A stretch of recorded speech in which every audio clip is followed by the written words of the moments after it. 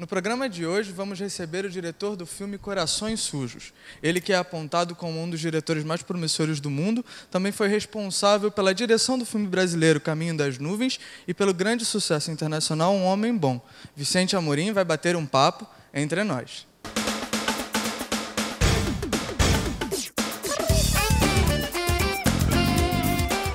Vicente, muito obrigado pela sua presença, é um prazer tê-lo aqui entre nós. Você fez a adaptação do livro Corações Sujos para o cinema. Como é que foi transformar o que era uma reportagem num filme ficcional? É um prazer estar aqui. Obrigado pelo convite. É realmente muito bacana ter esse tipo de conversa. Teve vários desafios na produção do Corações Sujos, mas certamente um dos maiores foi a adaptação do livro do Fernando Moraes, que é um livro extraordinário, mas, como você bem falou, é uma reportagem para um roteiro de ficção. O livro trata de centenas de pessoas ao longo de décadas e o material dele, se tomado ao pé da letra, certamente seria mais adequado a um ou vários documentários do que a um filme de ficção. Achar o recorte que fizesse isso funcionar, que fosse um filme, ao mesmo tempo, fiel aos fatos históricos, mas, ao mesmo tempo, emocionante e coerente dramaturgicamente, foi um desafio muito grande e que demorou muito tempo. O filme ele trata de uma colônia japonesa, daqui do Brasil, que eles acabam não acreditando que o Japão perdeu a guerra, se rendeu, e então eles entram em conflitos entre si, né? Na verdade, os que não acreditam são considerados, os que acreditam são considerados corações sujos, e então eles começam a criar conflitos entre si, sendo alguns violentos o suficiente para matar alguns dos japoneses. Por que falar desse conflito hoje? Olha, é um fato histórico por si só muito relevante, em si já justificaria uma adaptação, mas, mais do que isso, ele trata, e os temas que se impunham, já que se impuseram na primeira leitura já que eu fiz do livro, intolerância, racismo, fundamentalismo, manipulação da verdade, são temas absolutamente contemporâneos. Então, eu vi a possibilidade de fazer um filme sobre um fato histórico pouquíssimo conhecido, embora importantíssimo, com uma possibilidade de uma carga dramática muito forte e sobre temas que são absolutamente urgentes e contemporâneos. Foi criada uma ficção, como você mesmo disse, em cima do livro. Mas a ficção foi criada, na verdade, foi um ponto de vista da própria colônia, da mulher, da menina. Por que seguir esse caminho? Quando a gente começou a adaptação, quando eu terminei de ler o livro, havia algumas possibilidades de recorte. Do ponto de vista feminino, nos pareceu ideal, porque é um ponto de vista de dentro da colônia, é um ponto de vista, portanto, sem os estereótipos e o ponto de vista distorcido que teria a sociedade brasileira dos eventos que estavam acontecendo, mas por conta da característica misógina da sociedade japonesa, ao mesmo tempo afastada o suficiente do centro do conflito para que a gente pudesse não estar no olho do furacão, pudesse olhá-lo um pouquinho de fora e, ao mesmo tempo, com emoção e com o que restava de sanidade dentro daquela história. Claro. E nisso também havia uma preocupação de fazer um filme, um tratamento que desse para você também levar o filme para fora, ou não? Não, eu queria contar uma história bem contada, eu queria contar uma história com honestidade, por isso a necessidade dela ser falada em japonês, porque uma das razões do conflito ter acontecido como aconteceu é porque 80%, 90% dos imigrantes não falavam português, viviam muito isolados, porque se auto-isolaram e porque foram reprimidos e segregados pela sociedade brasileira e pelo Estado brasileiro, especialmente pelo Estado Novo, a partir das políticas eugenistas ali do meio dos anos 30. Portanto, o filme tinha que ser falado em japonês. O filme não foi feito pensando em ser vendido para fora, em ser exibido fora do Brasil. Agora, é evidente que não havia por que a gente não procurar usar essa oportunidade, e fizemos isso. O filme foi lançado no Japão, dia 21 de julho, está indo muito bem, está em cartaz lá no Japão quase inteiro, teve um sucesso comercial e de crítica muito grande. Bom, então vamos às perguntas da plateia. Meu nome é José, sou do curso de História. É que nesse filme eu analisei, se usa muito silêncio. O filme tem muito silêncio e tem muito olhar, que não deixa de ser bonito, porque você consegue umas coisas fantásticas com a fotografia. Esse silêncio seria o quê? Para a gente, nesse momento, estar refletindo sobre o filme, porque eu usei isso para mim. Queria saber isso, na verdade. Os silêncios são parte da alma japonesa. É uma coisa que eu aprendi durante a pesquisa, e a pesquisa, evidentemente, foi muito além da simples leitura do livro do Fernando Moraes. Eu viajei pelo interior de São Paulo, conversei com inúmeros imigrantes, descendentes de imigrantes, velhinhos que viveram a época, filhos, netos, amigos e parentes de pessoas dos dois lados do conflito, é que muitas vezes havia pausas que, para nós brasileiros, que somos tão falastrões, tão barrocos na nossa forma de se exprimir, pareciam estranhos. E eu achei que trazer isso para o filme era absolutamente fundamental. Daí a razão desses silêncios. E é claro que esses silêncios servem, como você bem colocou, como momentos de reflexão para o espectador também. Mas eu acho que é um momento muito mais do que de reflexão, de conexão dele com os personagens e, portanto, com a verdade dos personagens e do filme. No próximo bloco, nós vamos saber mais algumas curiosidades de Corações Sujos. O Entre Nós já volta.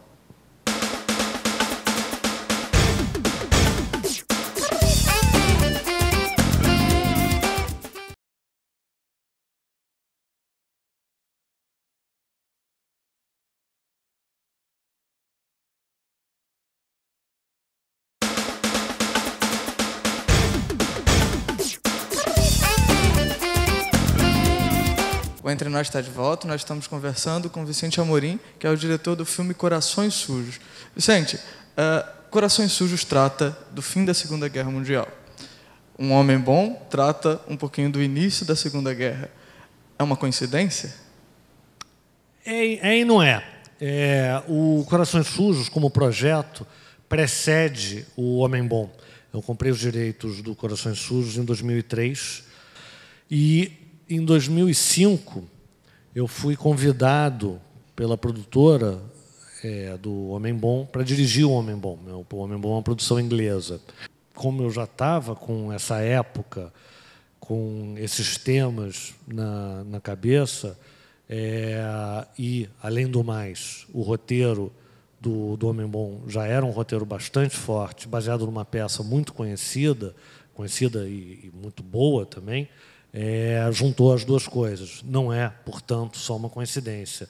É curioso porque o Homem Bom termina quando a Segunda Guerra Mundial está começando e o Corações Sujos começa depois que a Segunda Guerra Mundial termina. E os dois, um é passado na Alemanha, né, durante a ascensão do nazismo, e o outro, embora no Brasil, é muito sobre como os japoneses trataram e sofreram o final da Segunda Guerra.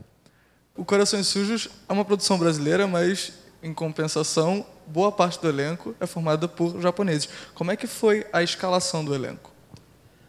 O processo de casting do Corações Sujos começou quase um ano antes da gente filmar.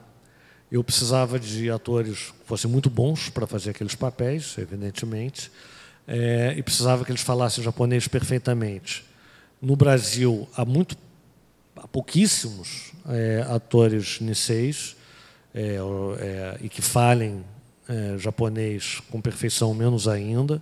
Os poucos que existem estão no filme. Eu comecei esse processo, a gente contratou um produtor de elenco japonês muito acostumado a fazer produções internacionais. Ele tinha feito, entre outros filmes, ele tinha feito o Cartas de Iwo Jima.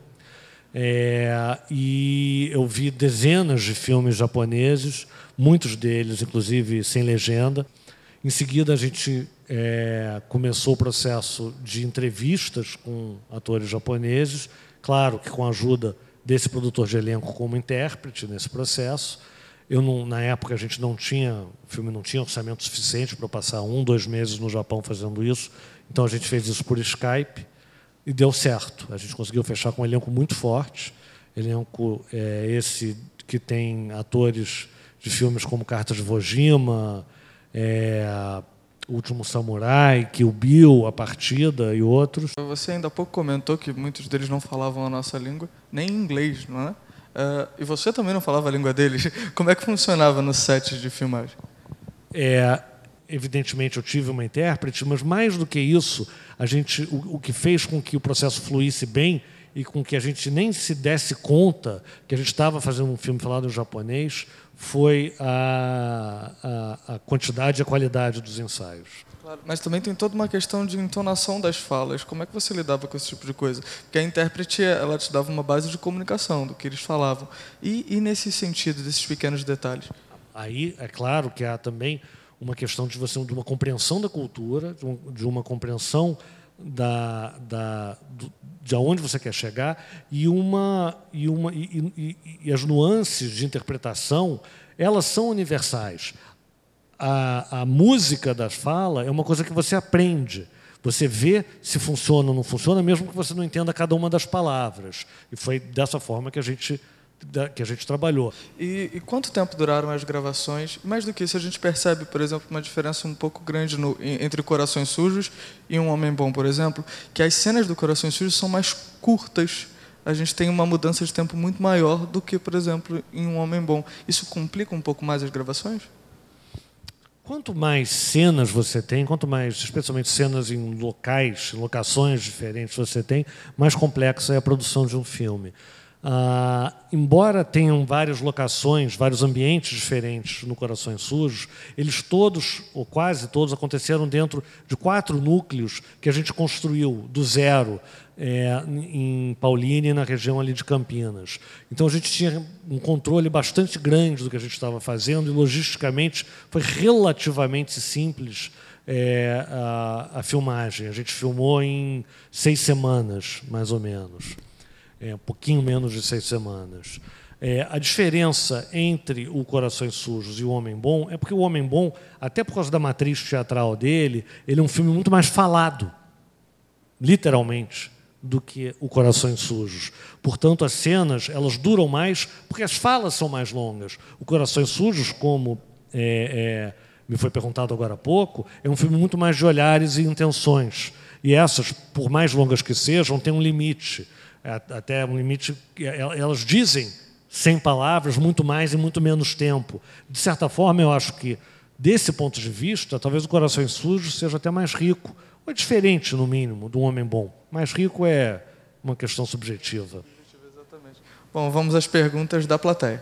Meu nome é Paola, sou do curso de jornalismo. Eu queria saber se vocês tiveram, já que a história era do povo japonês, se tiveram apoio do Japão. E qual foi o retorno deles na época de produção do filme? A gente, para produzir o filme, não teve apoio oficial do Japão, do governo japonês, mas teve a ajuda e a colaboração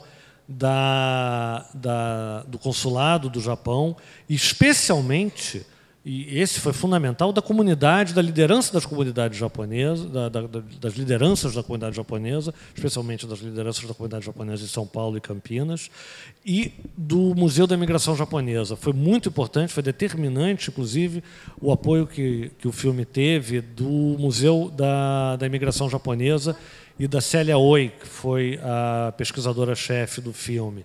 Sem esse apoio, sem o apoio da comunidade Nikkei, o filme não teria acontecido. Até porque é um tema que, até hoje, é um tema muito delicado na comunidade. A comunidade japonesa no Brasil hoje são milhões de pessoas. Dessas milhões de pessoas, 80% delas são descendentes de imigrantes que não aceitavam a derrota. Alguns outros tantos são imigrantes de pessoas que foram enganados, que venderam tudo que tinham para pegar navios que nunca vieram. É um tema muito difícil, muito controverso dentro da colônia até hoje. Se eu não tivesse tido o cuidado de ir às lideranças e explicar para elas que eu trataria desse tema com verdade, mas ao mesmo tempo com respeito, eles não teriam dado o apoio que eu precisava para fazer o filme. E esse apoio foi fundamental. No próximo bloco, mais Vicente Amorim. O Entre Nós já volta.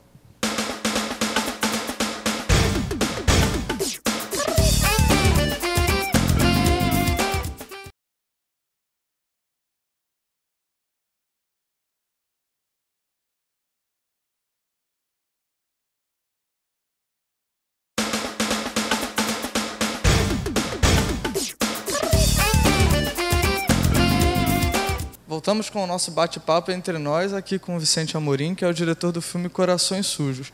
O roteiro de Corações Sujos é de David França, que já trabalha com você há um bom tempo, né? Como é que vocês começaram? Eu e o Davi nos conhecemos há muitos anos, há 20 e tantos anos. Ele é irmão do Marcelo França Mendes, que é do Grupo Estação Botafogo, que é meu amigo e era meu colega de cineclube nos anos 80. Nós escrevemos vários roteiros juntos, ainda nos anos 80, a maioria dos quais, inclusive, não foi nem filmado. Fizemos 2, 3 curta-metragens juntos, co-dirigimos o 2000 Nordestes, e ele escreveu para mim também O Caminho das Nuvens, colaborou no roteiro do Homem Bom, escreveu o roteiro do Corações Sujos e deve escrever o roteiro de um filme que eu devo fazer no começo do ano que vem, e está escrevendo um outro projeto para mim. A gente tem uma parceria muito rica e muito antiga. Claro. E aí, logo depois de 2000 Nordestes, veio O Caminho das Nuvens, né, que inclusive é dedicado ao Roberto Carlos. No final. Como é que foi esse projeto e por que ser dedicado ao Roberto Carlos? Porque a história foi feita baseada na família. A família tinha essa... A família era muito fã de Roberto Carlos. Eles cantavam Roberto Carlos, mas não como no filme, para ganhar dinheiro. Isso foi uma liberdade poética nossa. Eles cantavam para se distrair, para ajudar a passar o tempo, como nós cantamos. Enfim, quem canta seus males espanta, né? Eles cantavam uma coisa até de coesão familiar, cantavam enquanto estavam andando de bicicleta. A gente teve a ideia de, por causa disso, de transformar isso no ganha-pão da família do filme de ficção. Como o que eles cantavam era basicamente Roberto Carlos, de quem eles eram fãs, e eu era fã do Roberto Carlos, sou fã do Roberto Carlos. A gente procurou o Rei, e depois de uma negociação que foi longa, mas longa porque não é fácil chegar nele, né? A gente conseguiu que ele cedesse 8 músicas para a gente. No mínimo, lógico, dedicar o filme a Roberto Carlos. E um filme que foi feito pensando muito em definir o Nordeste e, de certa forma, em definir para mim, não para todo mundo, mas para mim, o Brasil, ser dedicado ao Roberto Carlos é muito coerente, porque o Roberto Carlos é dos poucos artistas que tem uma penetração transversal na sociedade brasileira, né? As pessoas, os ricos de Ipanema e Leblon gostam de Roberto Carlos, o subúrbio gosta de Roberto Carlos, o Nordeste gosta de Roberto Carlos. Ele é um artista realmente intrinsecamente brasileiro, por isso dedicar o filme a ele. Você chegou a ter alguma resposta do que ele achou do filme? Parece que ele gostou bastante. Bom, depois do Caminho das Nuvens veio Um Homem Bom, que foi a sua estreia no cinema estrangeiro, né? Como é que surgiu esse convite?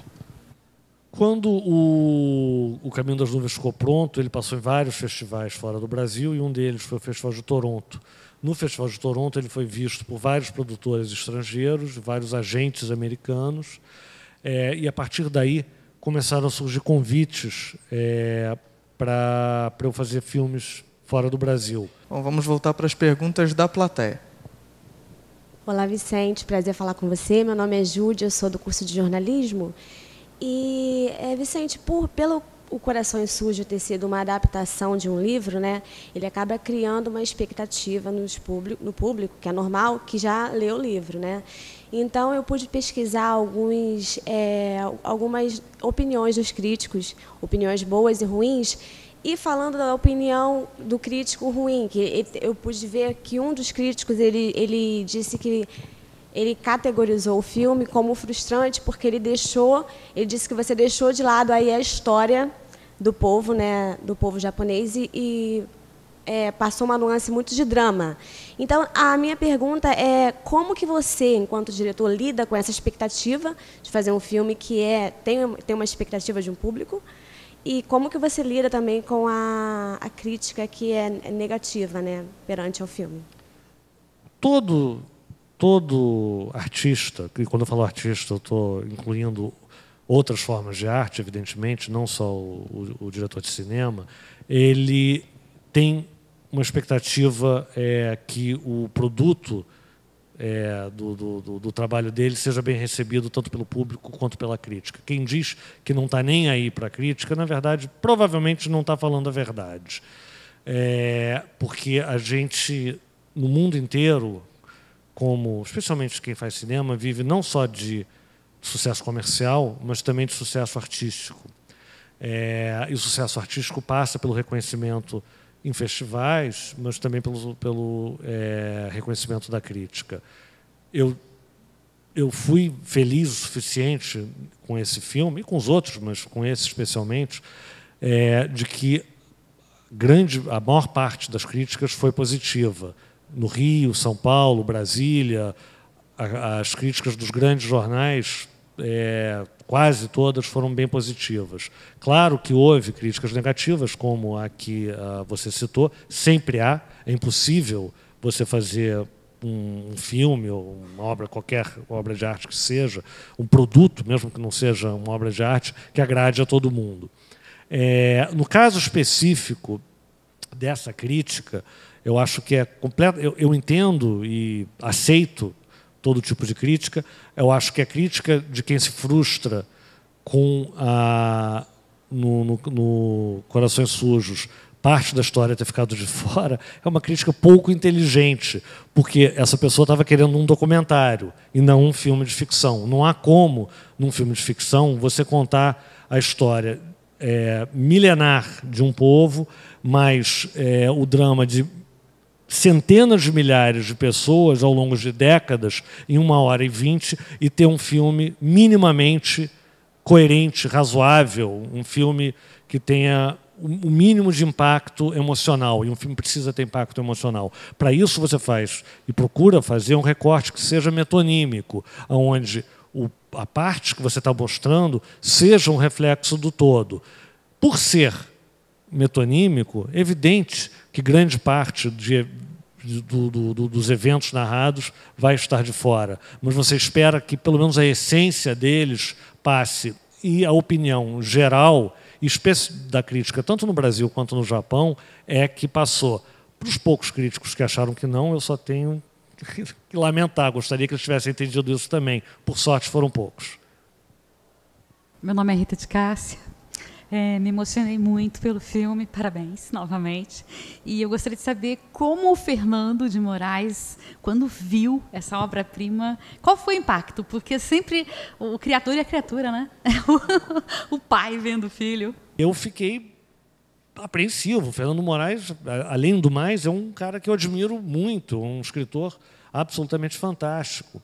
E quando ele saiu de dentro, ele viu sozinho, quando ele saiu de dentro da salinha onde ficava lá o Avid e disse que tinha adorado o filme, foi um alívio enorme. Não sei te descrever o impacto que teve nele, porque eu não sou ele, mas ele estava muito contente. Ele descreve esse momento como ele compara com uma coisa que ele ouviu do Jorge Amado, que o Jorge Amado recomendava que um autor não visse as adaptações cinematográficas dos seus livros, para não se chatear. Ele disse que ele não só não seguiu o conselho do Jorge Amado e assistiu o filme, como ele não se chateou nem um pouco, que ele gostou muito.